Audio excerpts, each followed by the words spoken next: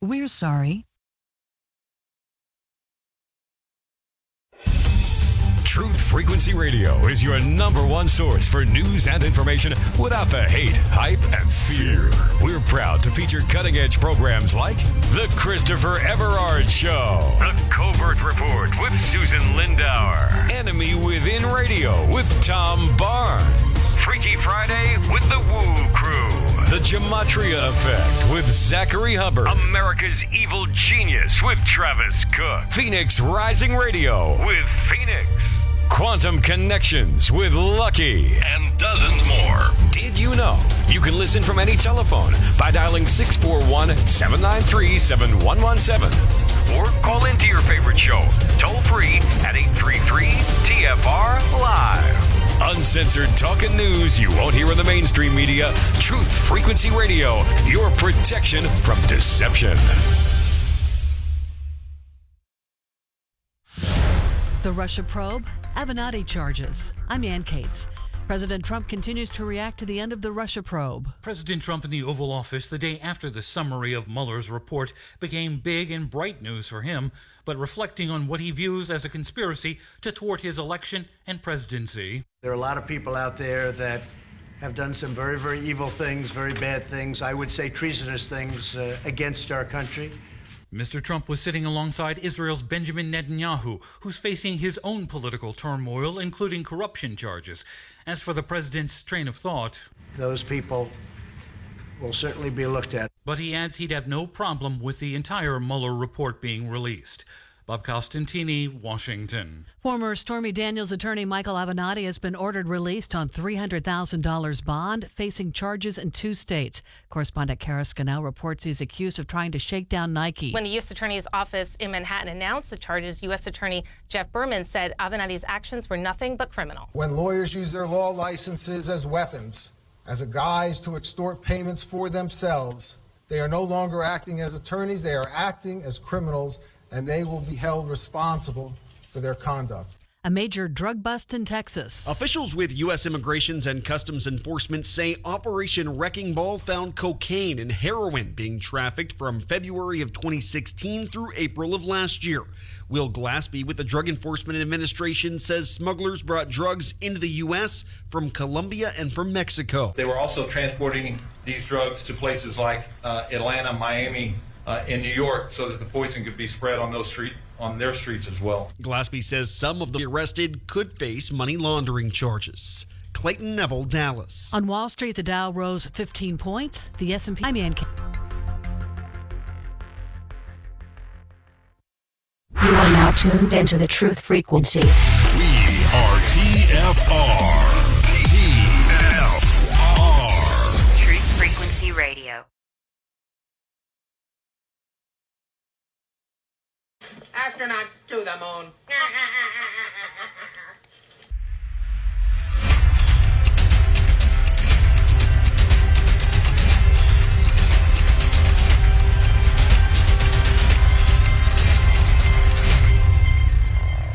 Ten, 9, ignition sequence start. 6, 5, 4, 3, 2. Not to get off track here, but I feel like we're in the Truman Show, and we're in a snow globe, and they just shook it up. Welcome to reality.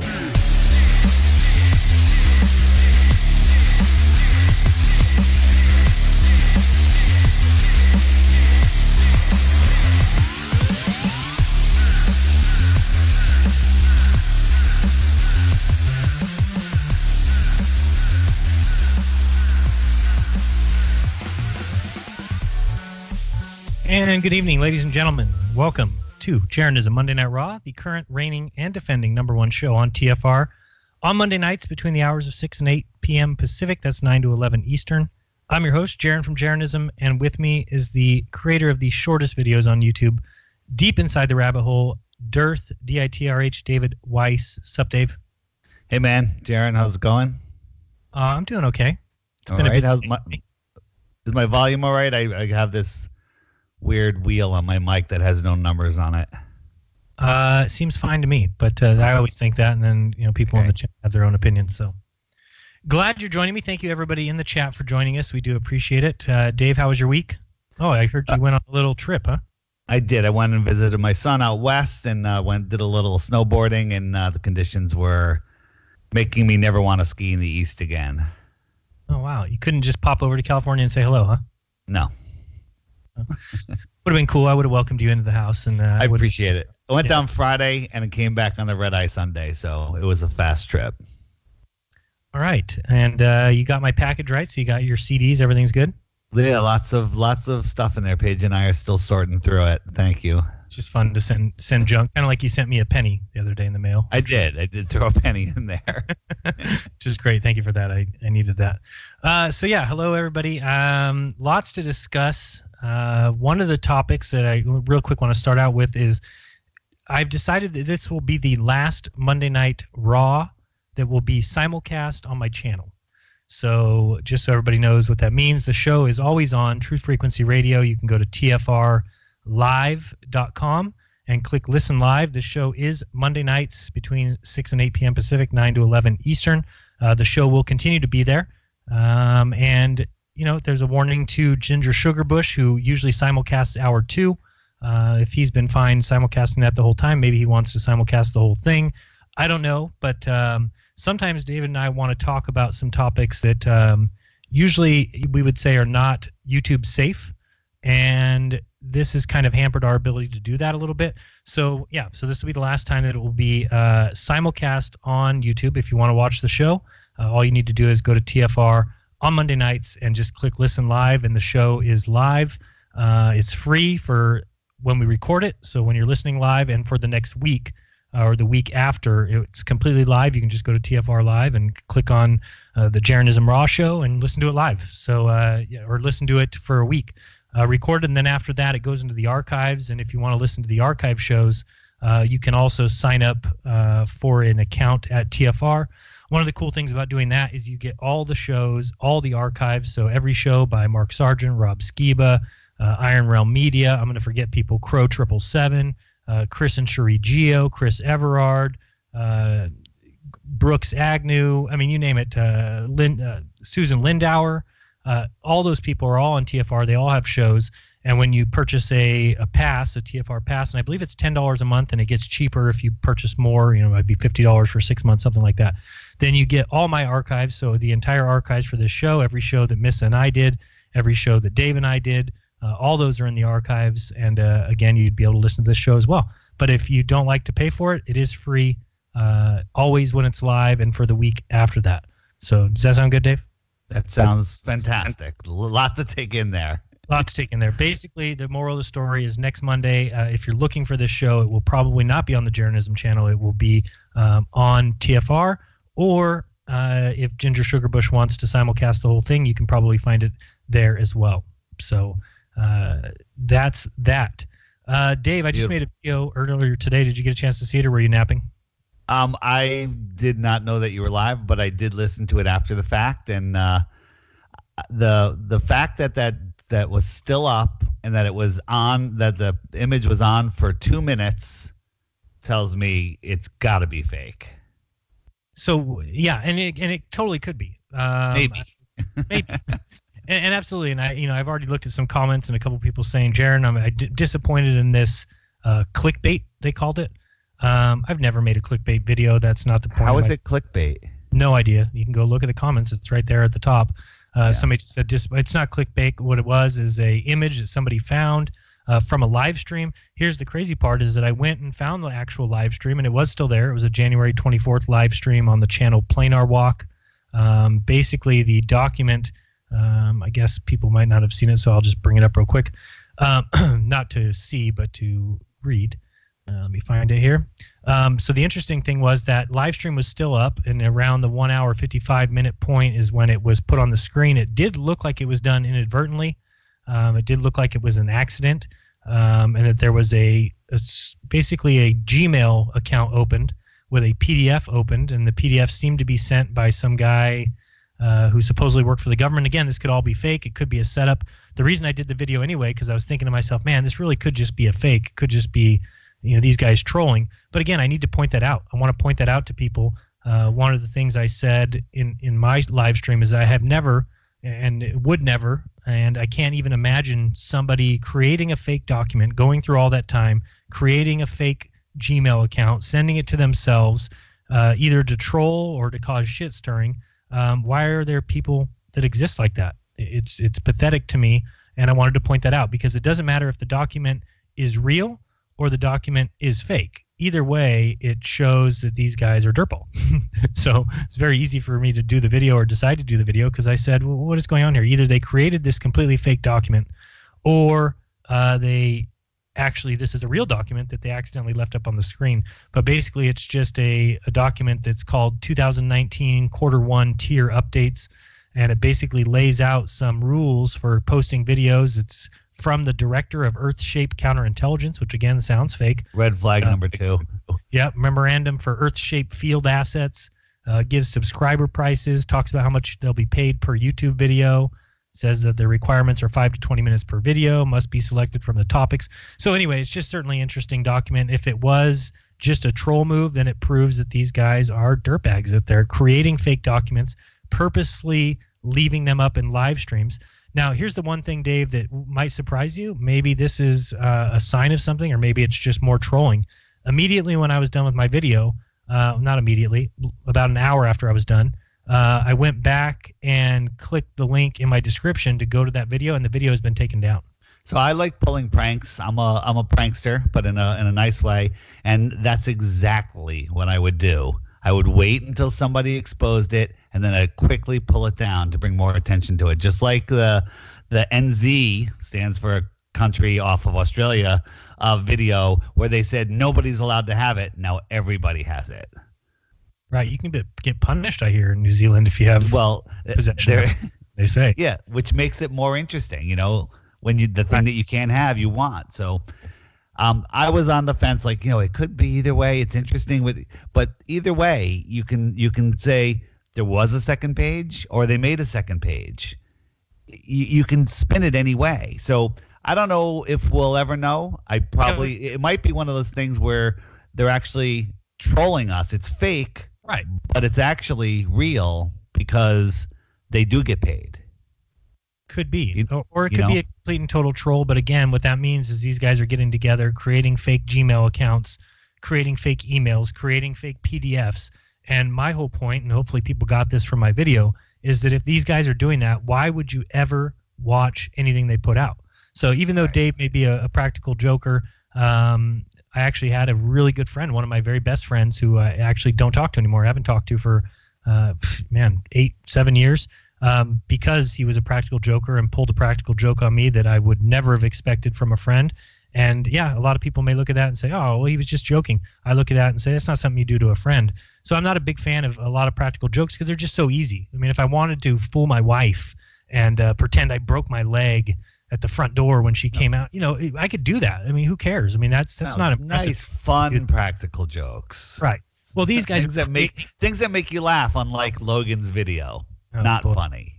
Yeah, but these guys are creating fake documents, fake PDFs for the sole purpose of trolling. And to me, there may be a big group that is interested in those kind of people. And, I think that's so funny. I want to watch them more. I look at them and say it was a very easy thing for me to do to block Planar Walk's channel today. Why wouldn't I? The guy either is creating a fake PDF or he's showing a real PDF showing that he's paid to put up videos. Again, I also showed some of his statistics that it certainly seems like for the last 7 years he's made gaming videos, never getting more than 50 views, 100 views here and there. And then sure enough, come January, which is about the date of this document, all of a sudden his views go up into the thousands, his subs go up into the thousands, and all that happened within the last 2-3 months when he joined Fight the Flat Earth and other people like that. So again, if it is a troll and this is, Jeran, you got caught, well, so be it. It's not a matter of me getting caught. I actually don't think the document is real. I just think it's real proof that these guys are dirtbags.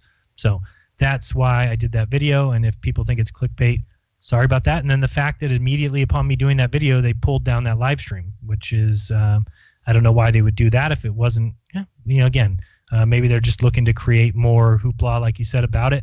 And that's the problem with these guys. And let's get into that a little bit, Dave. Let's talk for the final time. Let's bury the hatchet on Mr. Logan Paul. Should we do that? Sure. Yeah. So as I've said numerous times, and hopefully everybody's at this point heard, Robbie Davidson, who's defended his position or at least apologized for his role in this whole fiasco. He was on Patricia Steer's show. He was on Glowbusters yesterday. Dave, were you able to catch the show, or were you busy on the slopes? I was just finishing up, and I popped in the earbud, pulled my hat down over it, and was listening. And beautiful. Yeah, it was beautiful. So it was a good show, but the first hour or so was Robbie Davidson really going into depth about how Logan Paul ended up at the event and how this documentary ended up coming out and some of the issues that he has with it. So that's kind of enough. I think originally we were thinking about having Robbie join us here tonight, but then we just said, you know what, it's kind of been said. If people want to hear that, his opinion or his side of the story, you can go to, like I said, Patricia Steer's recent show or Glowbusters from yesterday. Yeah, absolutely. Here's my thought on it. Logan basically just exposed himself for being a liar.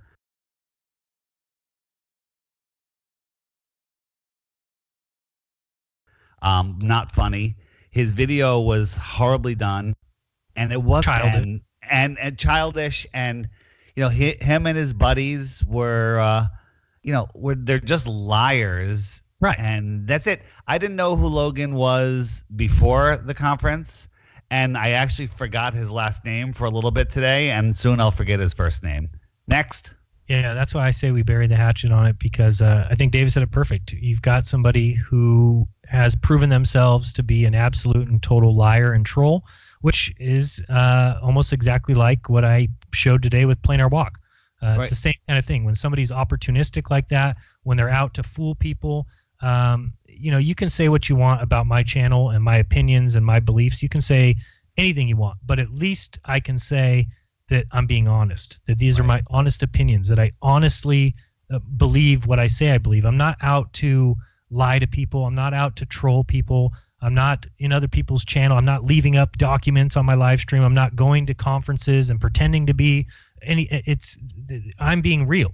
And all I expect from everybody else is to be real. And if they can't do that, then you just dismiss them. And I agree with what you said, David, when you said that you got to give everybody the benefit of the doubt. I really think we can't just immediately think everybody that comes into the flat Earth is out to get it.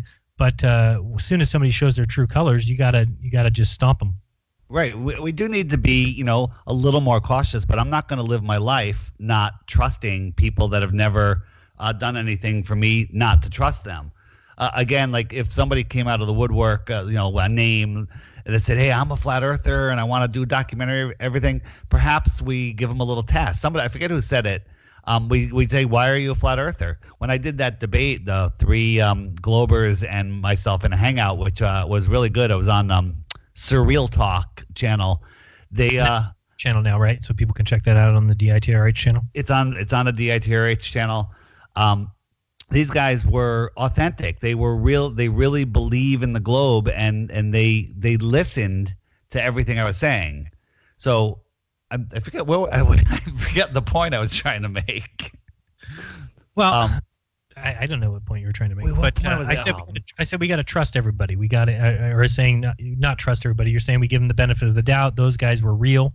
They came across as being real. Oh yeah. Now I got it. The one guy in the corner, who was just very indoctrinated and was pulling indoctrinated things out of his backside.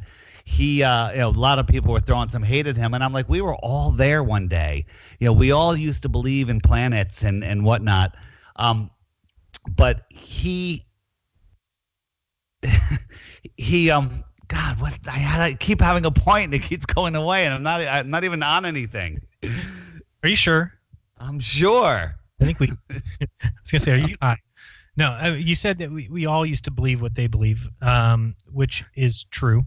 And I think that, at least for me, I don't mind real globe believers. If they're real globe believers, then I want to have a conversation with them. I don't mind talking with them. But when they start telling lies, trolling, doing the things that tons of globe earthers do, create sock puppet accounts to go into chats and just spam different nonsense, I don't think that's playing fair. It's just playing dirtball. So, but I thought your conversation with them was good. But I agree that you oh yeah, I know what you're talking about. You're talking about asking them a question first to see if they're globe believers. Oh yeah. So when he said at the beginning, now I won't forget this time. He said at the beginning, I used to be a flat earther, but now I'm not. And his buddies were like, "Oh, you were?" And something happened on the show where they had the recording going on, and it threw me off. But I wanted to say, "Oh, you were a flat earther. Why were you a flat earther?" And that's something that anybody can do. If someone says they were a flat earther, ask them why they were a flat earther, and they will probably not have any real good reason. If he said, well, I'm a flat earther because of something, simple, I'm like, you're pretty gullible if you believe the earth is flat because of just that. It takes a lot for all of us to become flat earthers. It takes a lot of work to become a flat earther. We don't just wake up and say, oh, I'm a flat earther. I saw two things. I had a busy day today after the live stream that I did. I had an hour presentation to give on a conference call. And the conference call is done by the Ted Eldon. I've talked about him before in a few of my videos. I definitely showed his website, abodia.com, ABODIA.com. He's the one who taught me how to send mail for 2 cents. And if you don't know how to do that, you can check out my video called Mailing a Letter for 2 cents, which you can do. And many people have done. Thank you to everyone who's mailed me stuff to my P.O. box for 2 cents to prove that it can be done. So anyway, he is the guy that sent me the mail the very first time that I got one for 2 cents and was like, what is going on here? Well, one of the things he kept asking me to do was to come on his conference call. He has a weekly conference call, he said, with about 100 plus listeners, and he wanted me to give a presentation. And I said, okay. And so I went on that call, and Dave, I think, you give me the idea, but I really told everybody right from the beginning. I said, throughout this call, you'll probably think that I'm crazy, and that's okay. And at the end of the call, you'll probably still think I'm crazy, and that's okay. Because if you just, at the end of this call, say, oh, well, now all of a sudden I believe what you believe, that's nonsense. It's taken me 4 years to get to this belief. So I really just wanted to kind of lay the groundwork for them. They seemed very, very receptive. By the end of it, a few people said they totally had already believed what I believe. But it was a very good call, or a very good, opening thing for people. And I did record it, and maybe I'll put it out, but it is just me talking for an hour. But basically going through the steps of how I became a flat earther myself, and all the things that woke me up to it, from quotes from different scientists, realizing that science has been hijacked, and that these guys are nothing more than guys with a worldview. I don't want to say nothing more. Scientists are smart. I'm not saying that they're not smart. People who go to college or well educated, I certainly don't take anything away from them as far as that goes. But when you get into this higher level, astrology, if you will, or astronomy, you start to realize that these guys have a worldview. And you go back and you look at the quotes from Edwin Hubble, you look at the quotes from George Ellis, and I've given those many times. You can watch my quotes video.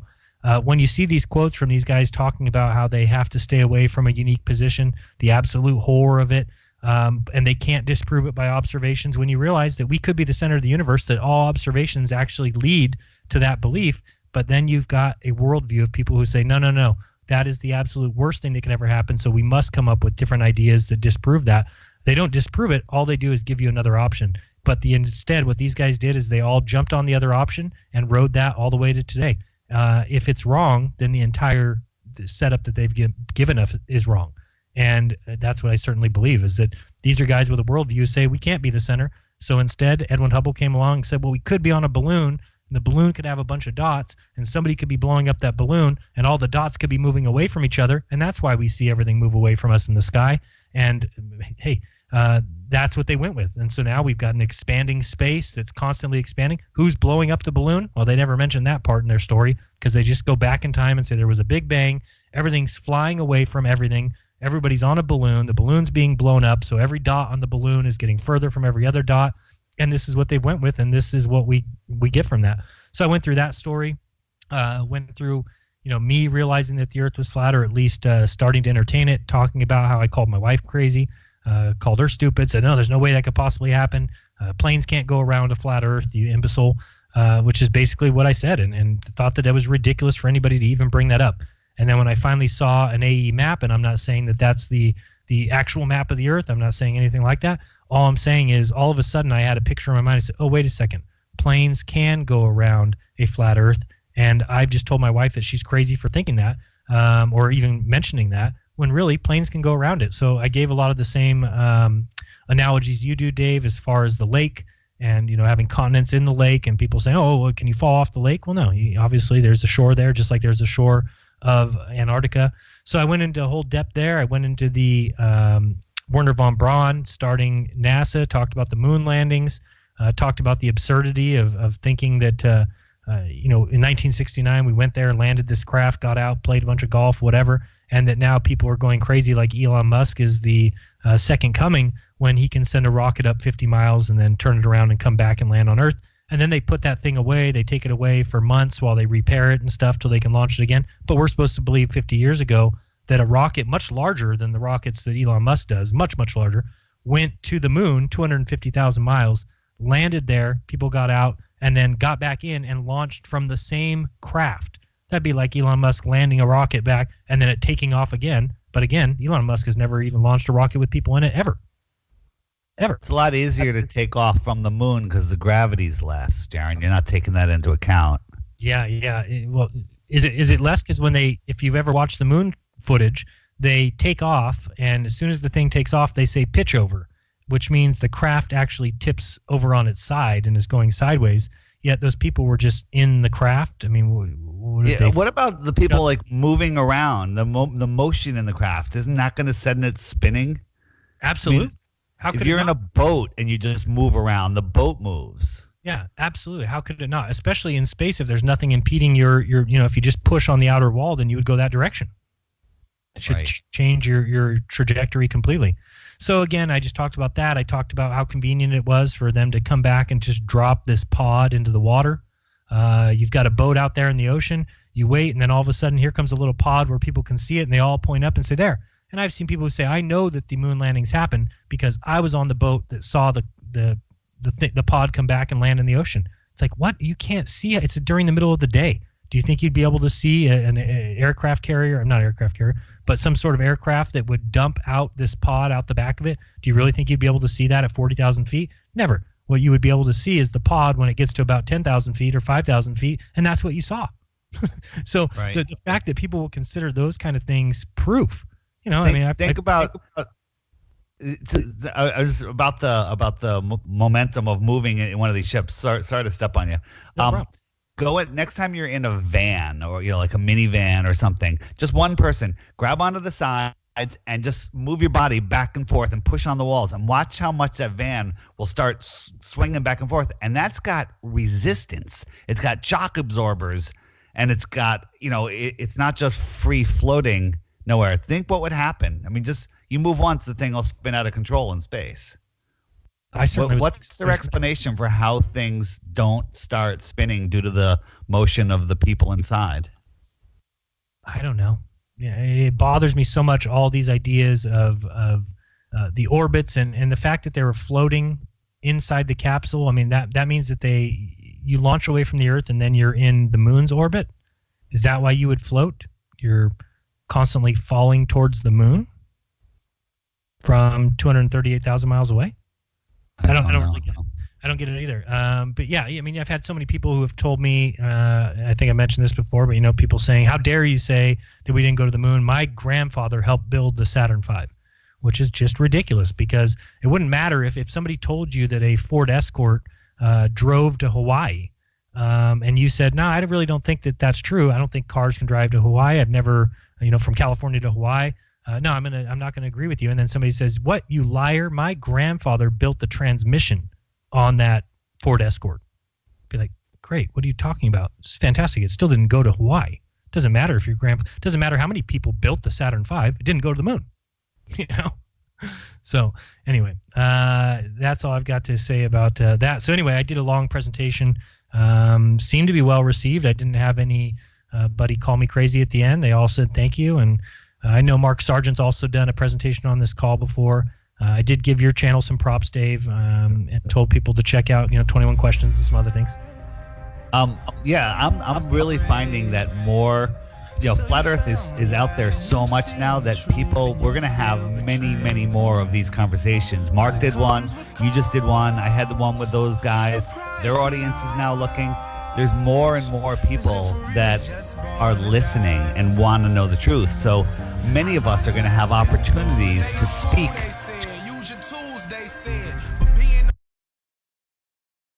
It's amazing how people have been raving about iAlife all over Facebook.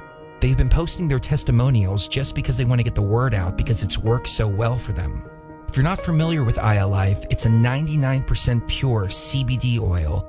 But the secret is the synergy between the hemp and the ayahuasca vine, the non-psychoactive component of the ayahuasca tea. We recently received an email from a wife whose husband has Parkinson's. For the first time, he's been able to sleep through the entire night. Another customer reported that they're no longer using NSAIDs because their tennis elbow has been relieved with iAlife. The reports have been phenomenal and much more than we ever expected. Everyone should have access to this. That's why if you head on over to ialife.com right now and use coupon code TFR, we'll give you $5 towards your order. And we'll even ship it worldwide. That's ialife.com, AYA life.com. Hey folks, guess what the #1 phrase that Life Change Tea receives by email? You ready? We love this tea. We love this tea. Time after time, week after week, we love this tea. Life Change Tea gives you more energy, a beautiful cleansing, and fulfills its slogan perfectly. The tea that makes you go. So if you want to be on your health game, log on to getthetea.com and order Life Change Super Strength Tea. Packages come in a 1-month supply, and when you brew this stuff, wait until you see the results. Aren't we all about the results? And with a lot of people's health struggling, we can use a little bit of help. Doctors will tell you disease starts in the gut. So log on to getthetea.com. That's getthetea.com. Be our next email saying, I love this tea. I love this tea. Get the tea at getthetea.com. Helping America one tea bag at a time. Fear is the mind killer. Fear is the little death. This is Uncle Walt from the Ironworks. Josh, Corey, and I have chosen to look at life with no fear. No fear of the unknown. No fear of questions about the supposedly well-known. No fear of ridicule for thinking outside the familiar fool's lines. No fear of the boot on the neck of those refusing the party line. No fear of taking on those so convinced of their beliefs they would sooner drink the Kool-Aid than believe they've been fools made. In this world filled with me too, cattle think. Can truth's protective layers be peeled back to show the tender, juicy pink? Are we all just grist for the mill? Souls sold against our will, or is that just how it feels? When you're filled to the rim with TV-alities so fear-filled and grim, break clear of the fear. Right here, Tuesdays and Fridays at 2 a.m. on TFR. Josh and I and you will hammer out the impurities of technology-driven groupthink, fold in a dash of logic, and quench it all with a bit of absurdity. The Ironworks. Break clear of the fear. Hate, no hype, no fear. We are TFR. Frequency Radio.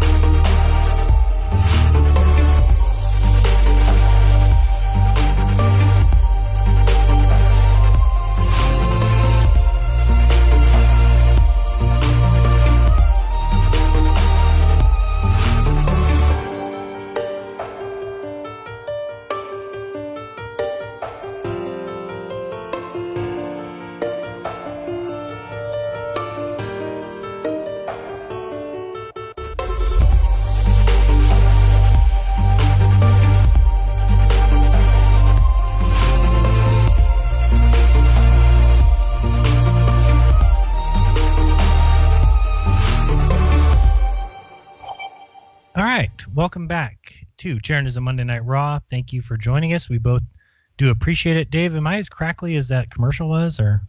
No, you're not crackly. The commercials are real crackly. They're really bad. Yeah. All right. Well, I can't help that, but all I can do is help my own audio. So I'm glad that that is working, since Dave is such a stickler for good audio.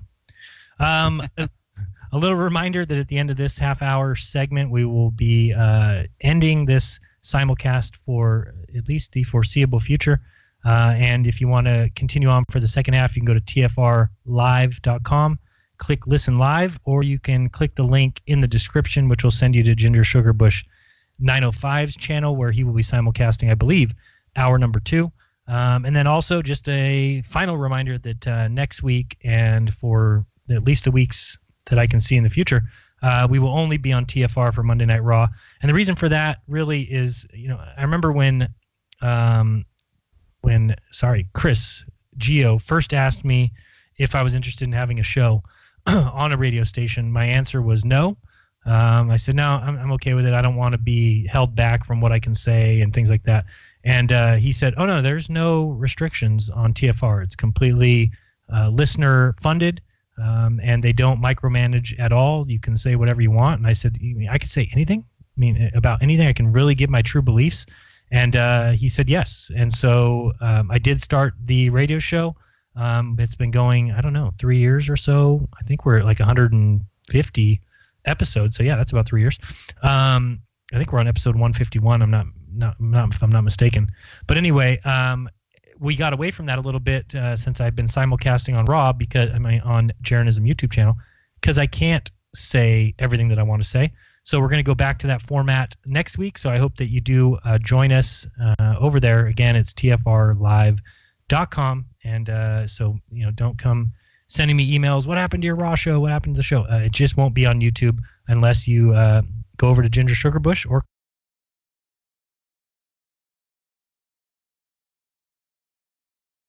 come over to TFR. So we'll say, and one thing that I've heard, and real quick, we don't have to talk about Logan Paul again, but I have heard people say that Robbie was involved in this, or Robbie has some blame. And man, I just think Robbie has done so much and does so much. And clearly what happened here was just he got trolled. Yeah, we got trolled, and that's it. Next. Yeah, I totally agree. So Robbie does conferences. He makes movies. He's talking to the media. Look at all of the stuff he does to get Flat Earth out of the choir. Speaking to other people, which is my thing. Things happen. I believe he's got a big news interview about they want his reaction to the Logan Paul video, and I think he's recording that tomorrow. So, he's going to do it with caution. He's going to record it himself, and hope for the best. But what are we going to do? Not talk to the media and only talk within our circle? Doesn't make sense. No, it doesn't make sense. And even myself, I need to get out of that rut a little bit, because I have been gun shy since that movie. Because again, I deal, and it's my own fault in dealing with people and thinking that they're going to be honest. So when you have the Behind the Curve documentary crew say, hey, we hear you're filming this experiment, or you're doing this experiment, can we come film it? We have multiple cameras. The last thought in my mind is, could they come out and misrepresent my experiment and make it look differently than it was, or make something show that wasn't there? I never thought about that. So what happened is, after that movie has come out and I've seen what happened, especially like the scene of them showing my neighbor's house, which was a disgusting house in every single way, and to show that scene where basically it makes it look like it's my house, is very frustrating. And then to hear them twist the experiment at the end and kind of use me as the final scene of the movie, I just get very gun shy to the point where I'm like, well, screw this. I'm not going to give anybody access to me again. So that's what they want. That's what they want. Yeah, exactly. I was going to get to that. That I think that's the problem here. And so I give Robbie a lot of credit, because he keeps going out. He keeps being interviewed. He keeps having these articles written. And even though they tell flat out lies, like for instance, saying that he's coming up with a cruise to go to Antarctica, or things like that, you can look that up. It's all over the internet. And sure enough, Robbie just goes with takes it with a grain of salt and just kind of says, no, it's not true. Here's what we're actually doing. Here's what we actually believe. Changing images in articles. And Dave, I know you've been a big part of that as well. Some of these articles that keep coming out, they always want to use the flying, space pizza in space and say, well, this is what flat earthers believe. And they show a picture next to the article, which just gives it a bad taste in the people's mouth right from the start. But that's not what flat earthers believe at all. Yeah. So anyway, I just think I give props to him, and he was trolled pretty bad, but I don't think that the movie was funny, and Logan Paul is a liar, and we'll keep it at that, and I don't think there's anybody who can argue with that. Dave, you sent me a little audio clip earlier of Logan Paul saying, somebody asking him at the conference, what shape is the Earth? And he just says flat out, the Earth is flat. Yeah, I'm wondering what to do with that. That came from Flat Earth Man's sidekick, who had him record a little message for his son, who's underage, and he said, the Earth is flat to him. So there he goes trolling. If he thinks Flat Earth is so stupid, he's lying to children again. Yeah, crazy. And I would think, I don't know how he even got access to those children in that video. I mean, I don't think I could do that. I don't think I can go to a school and say, hey, can I interview 5 of these children? It just doesn't make sense. Yeah. But anyway, we are during the second half of the show going to be taking calls as we normally do. We got a little bit to talk about before that, but if you want to get in line now to guarantee yourself a spot, 213-233-3998. Again, that's 213-233-3998. That's on the screen. That'll happen as the second half of the show starts in about 20 minutes. And if you're calling, please have a question or something. We love you all. If you want to just say hi, do it in the chat. We want to answer some questions. I have something I want to talk about, Jeran. Okay, go ahead. I'll talk about what I want to talk about after, because I do want to talk about the meatballer caller from last week. But go ahead. Okay, I want to talk about daylight savings time. What a joke. We were talking about that before. You know how most flat earthers are aware that the reason that they tell us they use daylight savings time is nonsense, and it's really just to throw off our cycle with the sky clock. You agree? Agree. So, twice a year they shift what time we think it is, and they say it was to help farmers have more light for their fields. That's nonsense. If the farmers want to have more light, they can just get up earlier, get up an hour earlier. Instead of getting up at 5, get up at 4 or whatever time they get up. So it's nonsense. It's to throw off our natural cycle. And one of the things I noticed when I made the clock app is it really felt good to look at the full moon directly opposed to the hour hand, to the sun. Just when you see it, I'm like, oh, it makes so much sense. And it actually crazily made me feel good just to look at it. But now that it's daylight savings time, when it's full moon on the app, it's off. It's off. It's an hour off. It's not a straight line. And it bothered me. So someone suggested that I fix that, and I am making an update. So the update probably next week will have it where you can switch the daylight savings time, put a switch on in the settings, say I'm observing daylight savings, and the sun will jump off of the hour hand and it'll be an hour behind. Okay, good. So you think it's worth it? Like I said, I'm not sure that there's a big enough difference that I would notice it on the app, but I could see where somebody could.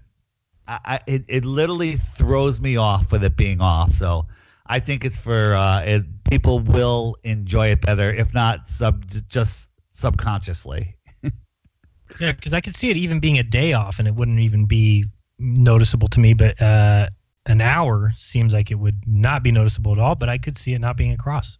We live in a world where angles matter. The everything is angles, and that the angle of the full moon to the sun is off, and it bothers me. And maybe I'm crazy for that, but I think the sky clock and the position of all of these lights in the sky or whatever they are matter tremendously.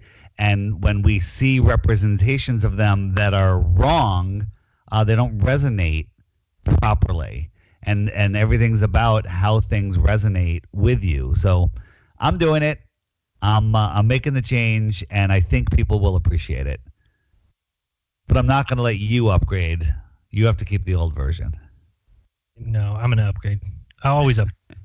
So what else do we want to talk about? I did get some interesting emails this week. I was going to talk about one, but I've got to look into it a little bit more. But there is a lot of people that I've seen saying that there's places in the north and places in the south that are at the same latitude that are vastly different with the amount of sun that they get. So I'll probably do a video on that.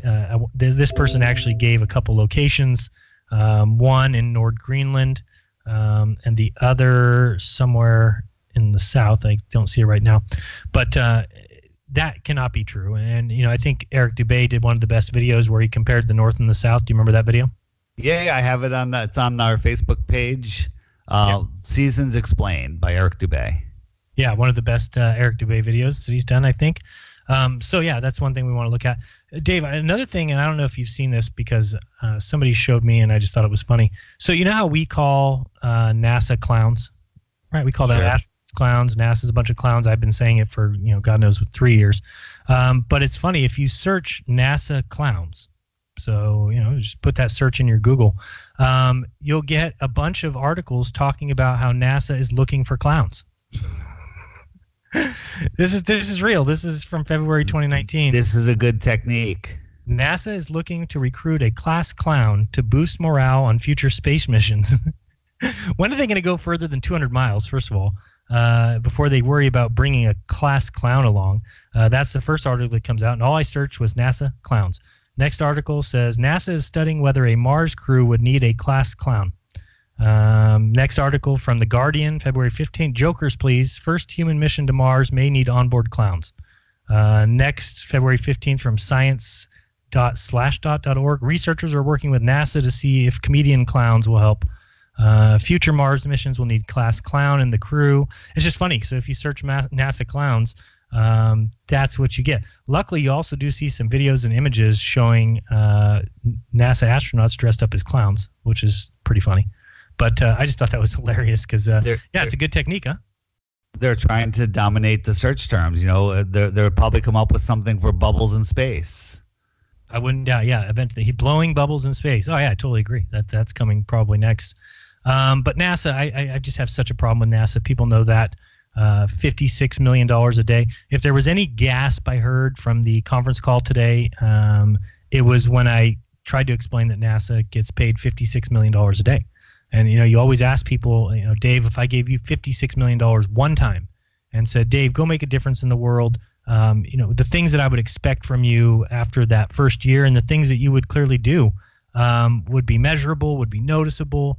Yet NASA gets that much money every day. And for 50 years, they've done nothing. They've gone nowhere.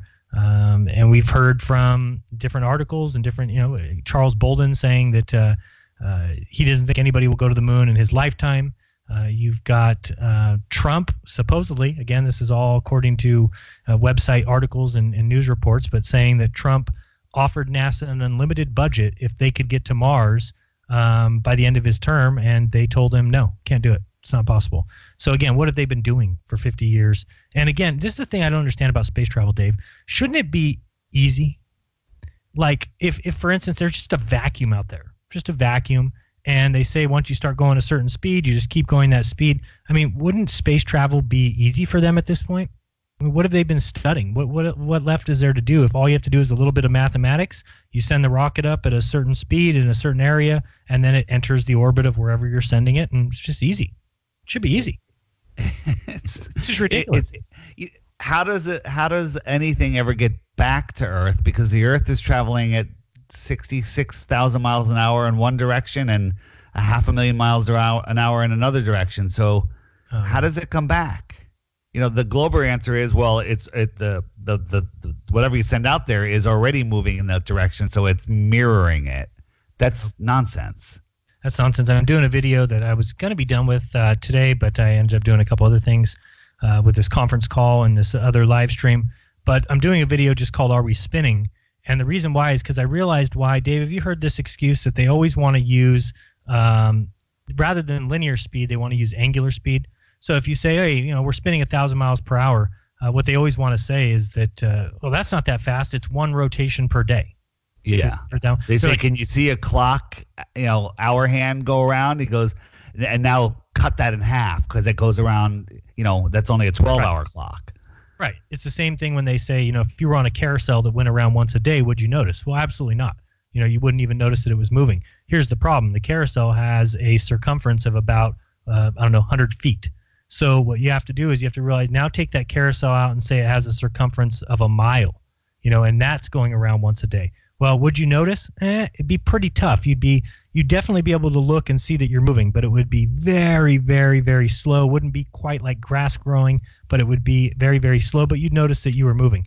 Now here's the problem, is you have to multiply that by 25,000 times to get to the circumference that the Earth is. The Earth is 25,000 miles circumference, and therefore you would have to be on a merry-go-round 25,000 miles in circumference. Now, if you're going around that once a day, you'd be flying at a linear speed of 1,000 miles per hour. Now, why do they always want to go to angular speed? Well, because when you're talking angular speed, when you're talking angular speed, then all of a sudden it doesn't matter where you're at on a carousel. If you're talking angular speed, every horse on the carousel is going the same speed. But we're smart enough to realize that if you're on a carousel and somebody's standing towards the middle of it, that clearly that horse is going around slower than a horse towards the outside. And that's just a small carousel. Again, if you make that bigger, make it a mile in circumference, well, then clearly somebody at the outer edge is going much faster than somebody who's standing close to the middle. Now move that out to a 25,000 mile circumference and realize that the linear speed of a person at the edge is going 1,000 miles per hour. Everyone can picture what 50 miles per hour looks like, right? You're driving in a car, you're going 50 miles per hour, you look out the window and you see the scene change at 50 miles per hour. Okay, that's one thing. Now multiply that by 20. And I actually show that in my video. And then when you realize how fast 1,000 miles per hour is, you realize that there's no way anybody could hold on to that carousel. That's how fast you'd be whipping around the Earth. You'd be flying. The scene would be changed so fast. You couldn't keep a bucket of water. You couldn't keep anything on that carousel. People would fly off. I've got a couple of videos of people doing that merry-go-round challenge where in one video somebody takes a scooter or it's like a little moped or something and revs the tire up to get the thing spinning. There's two people on it and it spins like 3-4 times and the guy flies off. Somebody did some math on it and said that thing was spinning at a linear speed of 16 miles per hour. So, wow. And the guy flies off. He flies off 10 feet just as soon as the thing starts spinning. So again, when you realize how fast that we would be going on a spinning Earth, it is ridiculous. You would fly off in an instant. And to think that the only thing that they say that's holding us from flying off the Earth is gravity, which is the weakest force, which, butterfly can just take off and leave. So no, I think that those things are, it's going to be a good video. The other thing I want to talk about, Dave, the Meatballer caller last week called in for a long segment where he tried to give us some thought experiment. Do you remember it? Yeah, unfortunately. Yes. Sorry, I was drinking something. I think that I answered something wrong in there, and when I really thought about it, I'm like, wait a second. So what he was basically saying is that you could take this paint bucket and put it in a thing of water, and he was basically describing how no matter what we put in that bucket, that it would rise to the top. If it was helium, it would rise to the top, and then it would escape into the atmosphere. And if it was hydrogen, that it would escape even higher than the helium. And then he says, what if we put a vacuum in that paint can and send it to the bottom? Then what would happen? And Dave and I both kind of said, or at least I said, I'm like, well, the vacuum would then rise to the top. And he's like, all right, well, then the vacuum's at the top, and that's how it all works. So I was like, wait, what? And I was like thinking about it. I'm like, if you put a vacuum inside of a paint can and then opened it, then everything would escape into the vacuum. So the gas, whatever it is, the water, doesn't matter what it is, it would escape into the vacuum. The vacuum wouldn't rise up. So the Meatballer caller did a good job of explaining why you can't have gas pressure next to a globe, or at least gas pressure on a globe next to the vacuum of space. It would suck the water right in, even if you opened it up from the bottom up in the water. Right. It would suck the water right up into it. And if the vacuum got high enough to be at the top of the water, as soon as it was opened up to the atmosphere, then all the gases from the atmosphere would go into the vacuum. The vacuum would not rise to the top. The vacuum, nature abhors a vacuum. Right. So anyway, just wanted to put that out there for anybody who thought that the Meatballer caller called in and got us. I don't think that was a got you. I thought that it was a pretty bad thought experiment. And then also, ultimately, in the end, it shows that the vacuum would take away any of the atmosphere, take away any of the gases, wherever it was. So, if like you said, like if it was at the bottom. So anyway. We have time to talk about my thought about the sun and when it stops lighting the Earth. Sure. We only got one super chat, so thank you very much for the cynical skeptic who said Robbie took some heat from the behind the curve. Hi, David and Jeran. Hello. Hey, what's going on? Did Robbie take? I don't think Robbie did take much heat, but I think you're talking about from the Logan Paul video. But thank you very much for the super chat. We do appreciate it. Always appreciated. Go ahead, Dave. And also, by the way, good. Just last thing on Logan is I was hoping that he would come out with something good. I was wrong. Me too. I was thinking it's possible. I didn't totally buy into it, and I was wrong. So. Me too. Yeah, you got to eat pie when you take it to the face. There you go.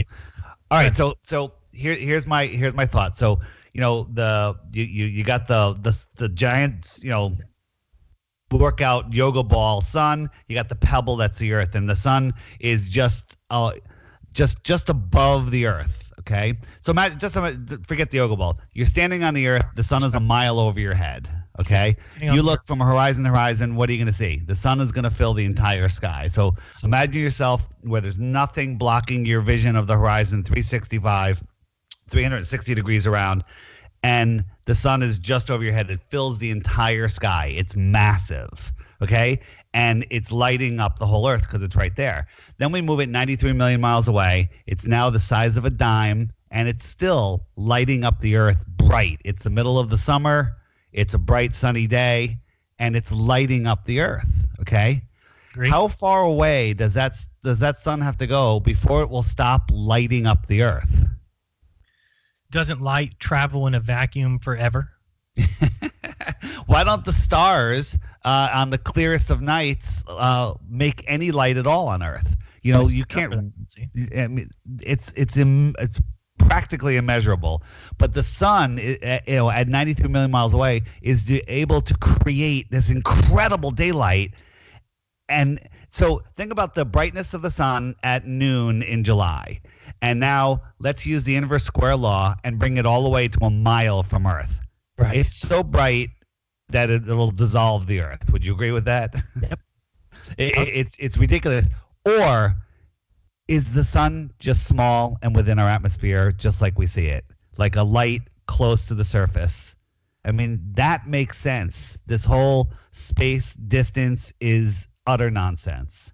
Yeah, because you think, they say Saturn is some, I don't know if it's 800 million or 2.2 billion or something like that miles away. But when we see it with a telescope, supposedly that's the sun lighting it up. So they're basically saying that this light from the sun can travel forever. It can light up Saturn. So if you were on Saturn, if you could be on gas, which it's a whole nother story. But if you were there, then it would be like a bright day there. So truly, they're saying that the light travels and just never stops. Yet, why would, like you said, at night, the stars should light up the entire Earth. Also, the entire sky should be white with stars. Right. And think how bright, how reflective Saturn has to be for us to see it as bright as we see it. Because, inverse square law, every time you half that distance, you 4 times the brightness. Right. How does the sun light that up? You have to stretch anything reasonable so far out. It's embarrassing. It's embarrassing. It's embarrassing. It's sad, and they got away with it. I've always mentioned before, Tycho Brahe coming and saying, no, it can't possibly be that the Earth goes around the sun, because if it were true, then the stars would have to be an infinite distance away. So, soon after he dies from holding his urine, is what the real, the theory is, that he was at a banquet and he had to go to the bathroom and held it too long, and then he died. That's what the story is. But then Kepler takes all his paperwork and comes out with the theory right after that said the stars are an infinite distance away. And all of a sudden, so now you have to believe, again, we've talked about this many times, go out tonight when it gets dark, if it's dark for you, and Dave, I'm sure it's dark for you, go out, look at the stars, and you'll see that they're very near. And yet, then you have to tell yourself that according to everything we've been taught, the closest star is 25 trillion miles away. And I can't think of a bigger joke. A trillion, 25 trillion. 25 trillion. This is People don't even know what that means. You can't. It's a number that you cannot fathom. No, you can't. Dave, you're 2,500 miles away from me. All of a sudden, that gets a little bit hard to understand. And then you keep going from that, and you realize that to get to the If I was a trillion miles away from you and you could travel at a mile a second, it would take you 31,000 years to get to me. That's ridiculous. Times 25 to the closest star. Yeah, so people don't recognize that is the joke. So we are leaving. The call lines are filling up, so we will get to those when we get back. Click the link in the description to head over to Ginger Sugar Bush's channel or TFR. This is Jeranism Monday Night Raw for the last time on the Jeranism channel. Peace.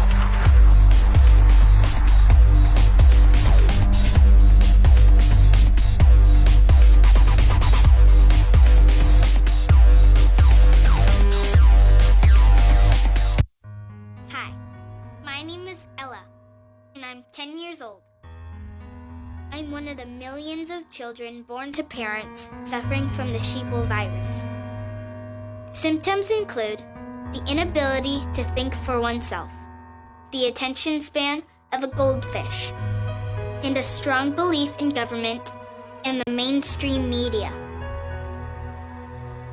It is estimated that 1 out of every 2 children are being raised by parents infected with the sheeple virus. But there is a cure.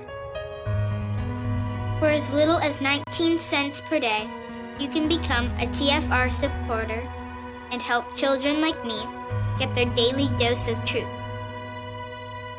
Together, we will make sure every child has protection from deception.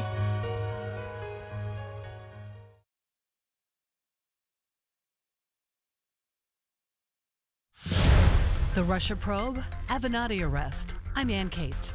A Trump ally is rooting for the president. Senator Lindsey Graham says President Trump has a lot of political capital now that Special Counsel Robert Mueller has concluded there was no collusion between the Trump campaign and Russia. This cloud has been removed. So what's he going to do about it? How do you use it? Senator Graham says he's going to use his power as head of the Senate Judiciary Committee to delve into the Clinton email scandal and all that went with it. I'm going to look at the FISA abuse process, or the FISA warrant process. While the Mueller report, summarized by Attorney General William Barr, found no collusion, it also did not reach a conclusion and therefore did not exonerate the president on the issue of obstruction of justice. Linda Kenyon, Capitol Hill. The former attorney for porn star Stormy Daniels faces charges in 2 states. Correspondent Steve Kastenbaum reports Michael Avenatti is accused of trying to shake down an athletic wear giant. Prosecutors from the U.S. Attorney's Office in Manhattan are charging Avenatti with trying to extort $20 million from Nike. They claim he threatened to use his ability to garner publicity to inflict substantial harm on the company. Moments before the charges were announced, Avenatti wrote on Twitter that he was going to disclose a major high school and college basketball scandal perpetrated by Nike. President Trump has signed a proclamation recognizing Israel's sovereignty over the Golan Heights. Correspondent Caitlin Collins says Israeli Prime Minister Benjamin Netanyahu, who is up for re-election, was at the White House ceremony. Some say this is a boost for him in that re-election. It certainly could be a boost to him, but the president has denied that recognizing this as Israeli territory is tied to that election. Of course, you can't ignore that this visit happens. This is certainly something that Netanyahu would like to highlight before that election does take place, and certainly the president recognizing this could provide a boost to him in that re-election effort. On Wall Street, the Dow Jones Industrial Average closed up 15 points, the S&P down 2, the Nasdaq off 5. I'm Ann Cates. You are now tuned into the truth frequency. Your protection from deception. This is Truth Frequency Radio.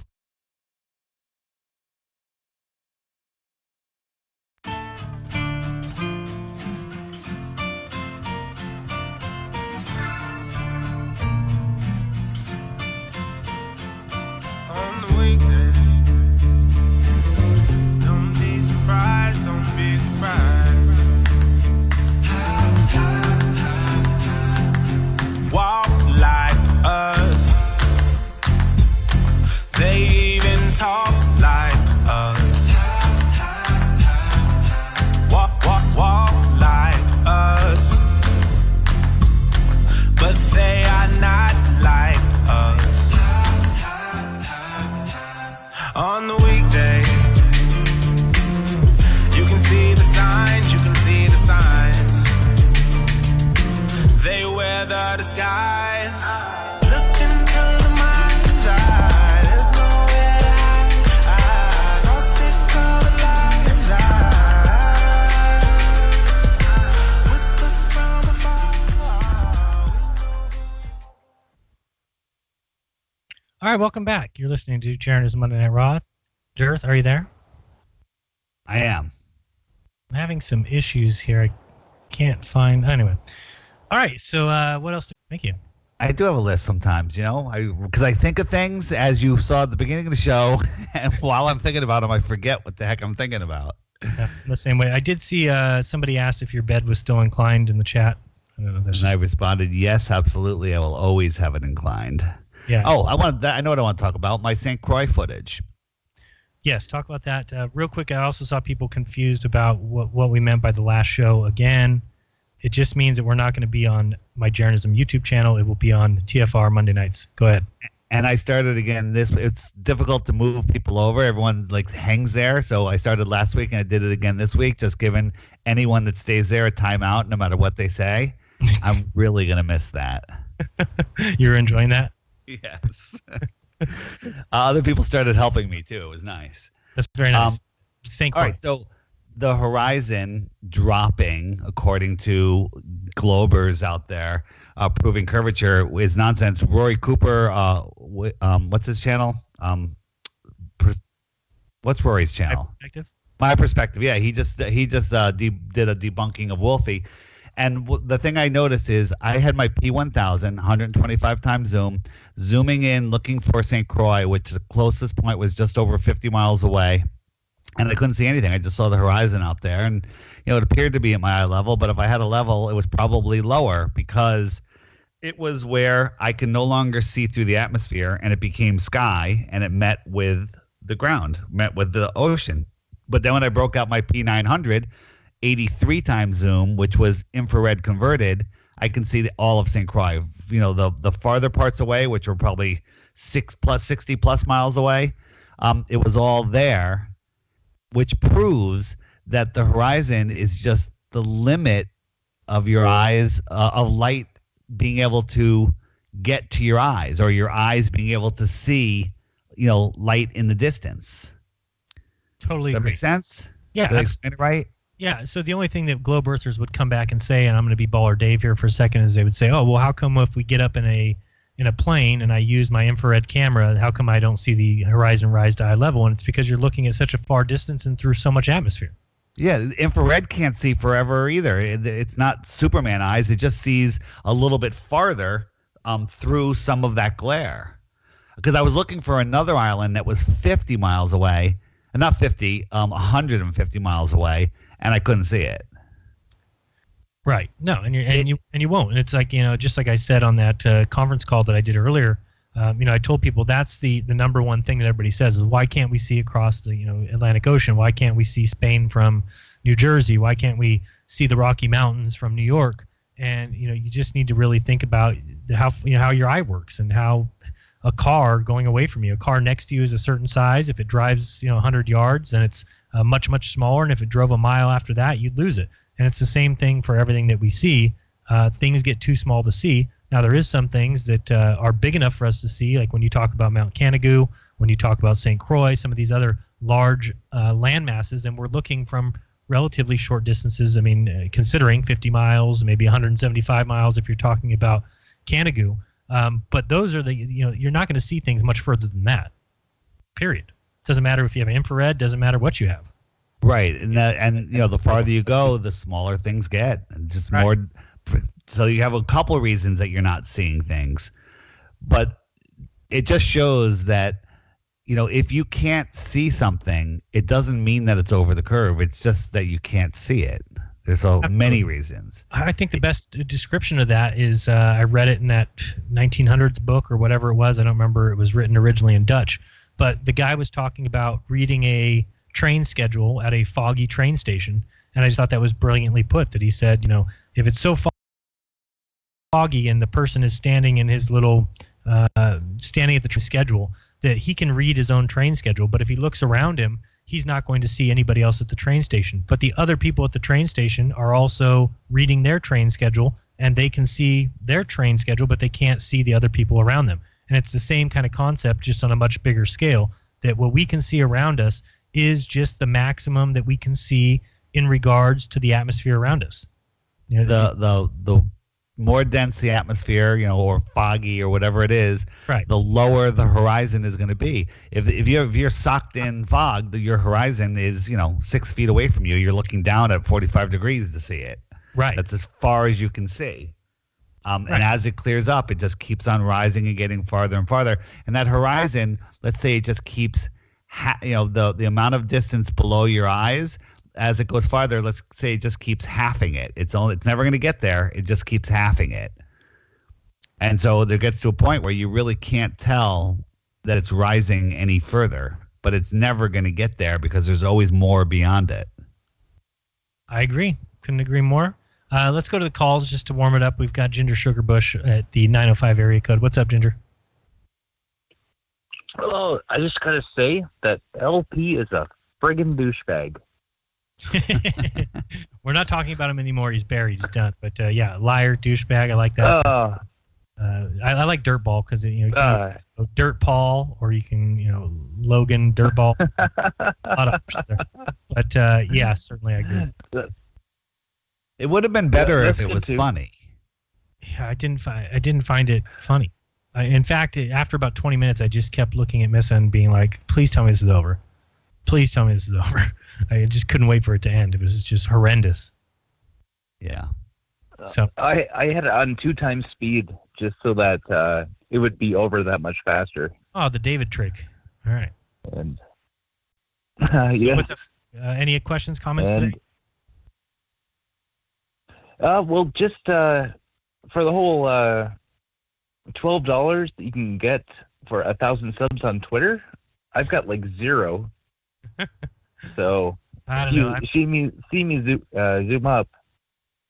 I've already seen a ton of comments. That's why. Saying, every comment saying you've been trolled. Oh my God, you've been trolled, and that may be true. Like I said, all I'm doing is trying to point out that I don't deal with trolls, so it's an easy thing to post and say, hey, I'm blocking this guy's channel. Why would I ever watch? So when somebody says, hey, did you see the video No, I didn't see it. The guy fakes PDF documents. We were trolled by Logan because we're trustworthy, and we were trolled by a guy that's not trustworthy. His goal is to completely lose people's trust in him. Right? Yeah, see. It must be. That's what I'm saying. Is if I did those things, that would be my expectation. If I lied to people and stuff, I would say, okay, my goal here's what I want. I want people to ultimately not believe me anymore. And to me, it's just better to deal honestly. And that's the hardest part about what we do, Dave, or at least what I do, is if you come across and you tell everybody, hey, I'm all about honesty, and I want to be truthful, and that's the one thing you can guarantee that you're getting from my channel. That's why I like Nathan Stolman's channel, Lift the Veil. He says a little moniker there. He says, always honest, or sometimes often right, sometimes honest. No, I forgot what it is. Often right, always honest. Something like that. Sometimes right, always honest. Whatever it is, basically what he's saying is the same thing I'm saying. I'm not guaranteeing you guys I'll be right all the time. So in this case, if I was trolled about this Twitter post, if I was trolled about this document being left up, so be it. But I'm being honest by saying, hey, I'm honestly looking at it. I honestly don't know if it's true or not. And I show everybody that. The problem becomes when you go out and you do like experiments like I did, and you're doing it honestly. So you honestly are going out there, you mess up, you fail, and then you get the entire community that you're a part of that looks at you and says, oh man, that's you've been working the whole time, or you're a disinformation agent, or you are a shill, and that's just nonsense. It's just, no, I'm a human being who's being honest, and honest people make mistakes. That's all it comes down to. And if people don't respect that, that's fine. Block me and unsubscribe from my channel as well, because I cannot promise you that I will be right on everything. All I can promise you is that I'm honest. And I look at that, and I wish there was more channels out there like that. And I appreciate the channels out there like that, even if they have different beliefs than me. Rob Skiba's channel, even Robbie Davidson, people like that have different core fundamental beliefs. But yet I recognize them as being honest. And that's why I like them. That's why I watch their videos. That's why I support them, because at least I see them as being honest. And these other channels, the Reds Rhetoric, the Sean Hufford, the Plain Our Walk, the Fight the Flat Earth, these guys to me are very dishonest. And to me, I don't want anything to do with dishonesty. So I just, it's easy to remove. The problem becomes when you get your own community who's looking at you and being like, oh, you're a shill. Oh, you did that on purpose. And it's like, no, I'm sorry. I'm just not perfect. And I'm being honest and showing my mistakes. And yet people take that the wrong way. So it's pretty frustrating. All right, we got another Oh, caller. I can totally see that. Yeah. All right, thanks, and All right, bye guys. Talk to you soon. Peace. Thanks, Ben. Let's go to the next caller in the 610 area code. You're on with Jeranism RAW. Who's this? Jeran, it's AJ from PA. AJ from PA. What's up? Yeah. Yo, Dave. What's up, man? Wake up or shut up. I'm giving that to you. I think that's a good slogan I want to see on your T-shirt when you're having a conversation with one of these ballers. That's a good one. Little aggressive. Hang on. You're a little bit programmed right there. That was hilarious, dude. I was really enjoying that one, bro. Yep. Yeah. We're outnumbered, man. For every one flat earther that is born, like 10,000 haters spawn. You guys agree? I Could be more. disagree 100%. I think that is changing. In the year 2019, we're going to see so many more people switching over. We got Christopher Green, who's 650,000 subs, very smart guy. He now sees it, and he's digging in deep. I expect him to come out with more information. That was worth the lame troll that LP did. And I think that we're going to have more and more conversations like Jeran was talking about, and the one I just had with those three guys from Surreal Talk. So yes, yeah, parents just need to talk to their children about being better at not just believing everything they're told. And I think that alone, in a very short time, will mean it's going to be much more difficult for teachers, and they're going to be challenged by students in class. And this is going to blow up in their face because they're having to go to Neil deGrasse and say, what do we do when children are asking us about proof of we live on a sphere? And the problem is that they're just teaching it from a lesson plan book. They're not giving evidence and proof. And that's why we all became flat earthers, because we all said, I'm going to go debunk this. I'm going to go prove that the earth is a sphere. And when you go looking and you realize, billions of people have circumnavigated east-west and, 2 or 3 supposedly going north-south, all of a sudden all these problems start rising to the surface. Some of the best things that have helped me are the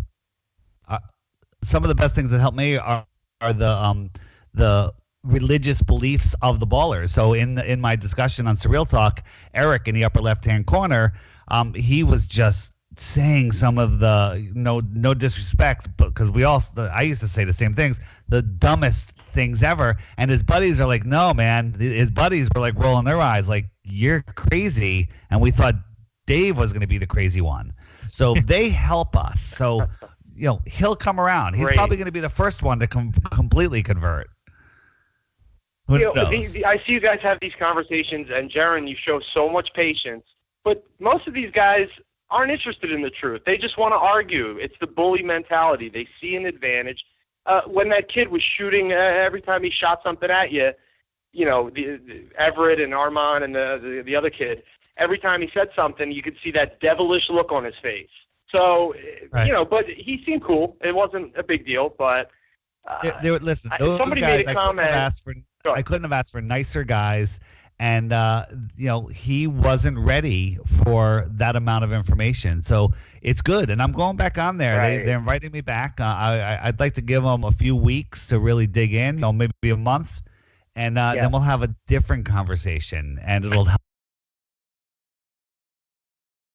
help people go to the next level. No, I was just saying that the audience is, anytime you can talk to an audience that isn't flat earthers, just to get them to open up their mind a little bit, get some little factoids in there, because if they just listen to you and say, oh, the earth is flat, well, then that's ridiculous. That's no different than just believing in something you're told right away. Same thing we say.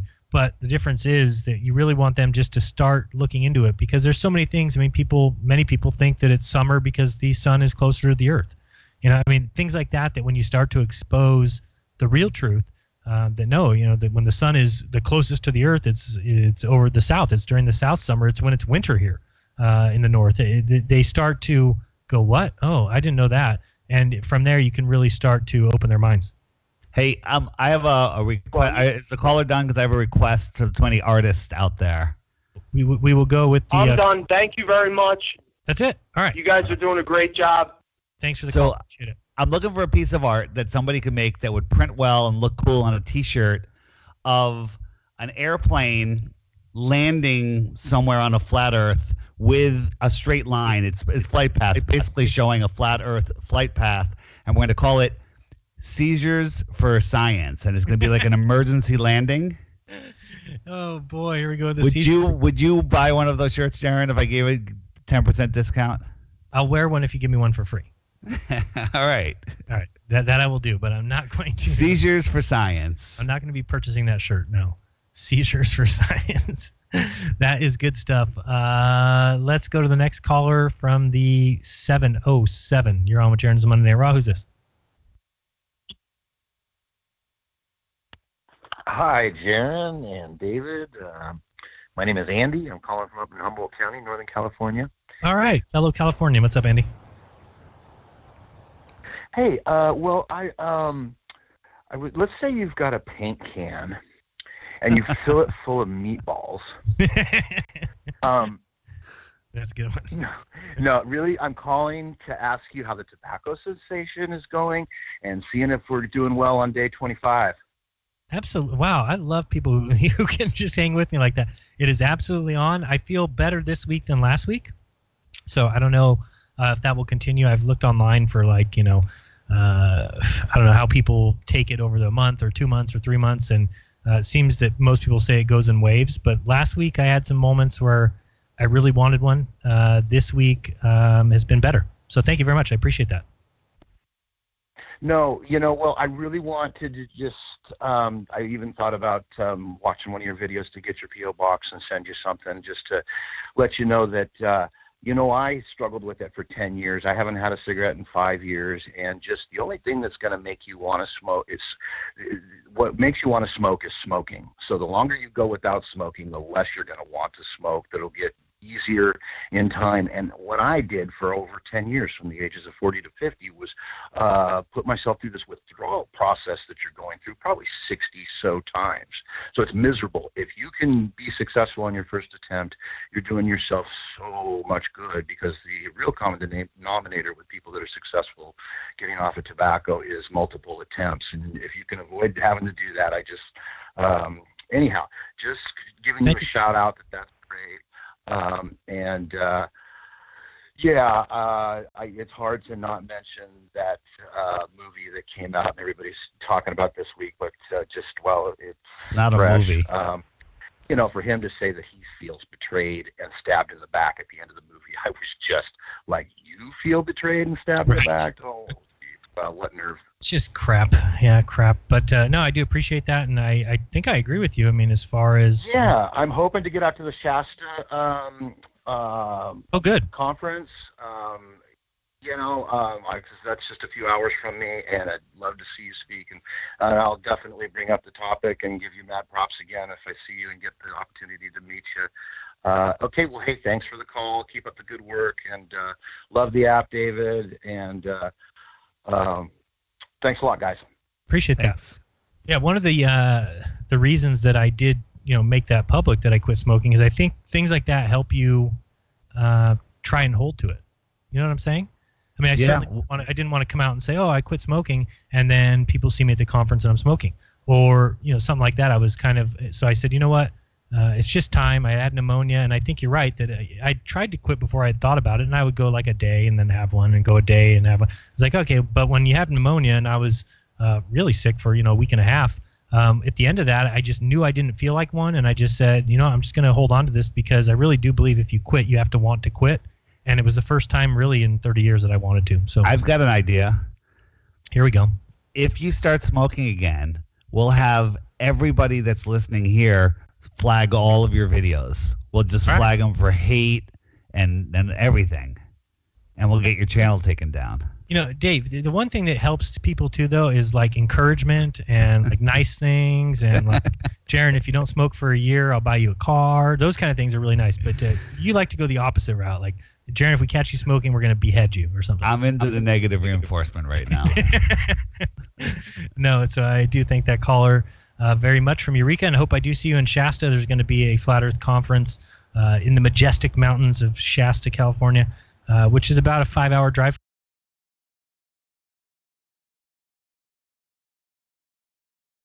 for me, so I'm going to cruise over there. I've been given permission to give out that date or location, so I'm going to wait on that. Let me see here.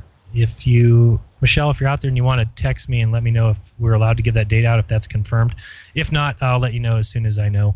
But that's going to be awesome. Last time we had a nice get-together in Sacramento. A lot of good people. It was packed, man. I mean, there had to be, 60, 70 people there. I also heard Mark Sargent's coming, so it should be fun. Dave, you going to cruise out here for the Shasta Con? Oh, you can't. You were invited. Forgot. I was invited, but I have something going on the same week, so. Yes, I remember now. So anyway, that will be fun to meet you and shake your hand. And yes, I plan on being smoke-free, or else Dave's going to flag all my videos. No, everyone that's listening will flag all of your videos. Everybody will flag all my videos. All right, great. Let's go to the next caller. You're in the 614 area code. Who's this? Where are you from? Hello? Yep. Hey, what's up? Hey, what's up, guys? Thanks for taking my call. My name's Adam. I'm from Columbus, Ohio. What's up, Adam? What's up? Hey, so I'm really interested in the sonoluminescence, and one of the best things I think talking with people, sun size versus star size, it's so easy to see, 8 minutes, and then think of a star 25 trillion miles away, and how could we see it from the size? But my question is on the I've heard you say on multiple occasions about, with the most powerful telescope, we can only see a star as a single point of light. Mm-hmm. Do you think, when I've seen a million videos of stars that are have the patterns. Is the point of light? Do you think those patterns are just caused by the lenses and the cameras, or do you think the stars are actually those patterns that we see? Because a lot of them might see the same pattern in Venus or the same pattern in Polaris with different cameras.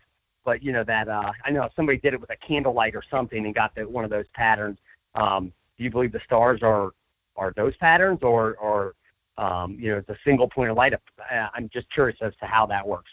Yeah, it's a good question, and I think that for me at least, when I look at the stars, I have to recognize how much atmosphere that we must be looking through, and so I think that, any kind of little atmosphere there is going to create like a flicker. But again, I don't know, because once you get up higher, at least from everything I've heard and seen, if you get up too high, you lose sight of the stars. So, yeah, you're right. When I say that, it's because it was in a Vsauce video, and most people think at least he's, giving pretty much solid facts when he says something. But he said that, even with the best telescopes, that they've never seen a star as anything more than a point of light. But I know what you're saying. You're saying when we look with cameras or our telescope, we're seeing that flicker. And I'm not sure, what that is. Again, I have to get above that to see what they really are. Now, before we end, a lot of people say that that's just out of focus, but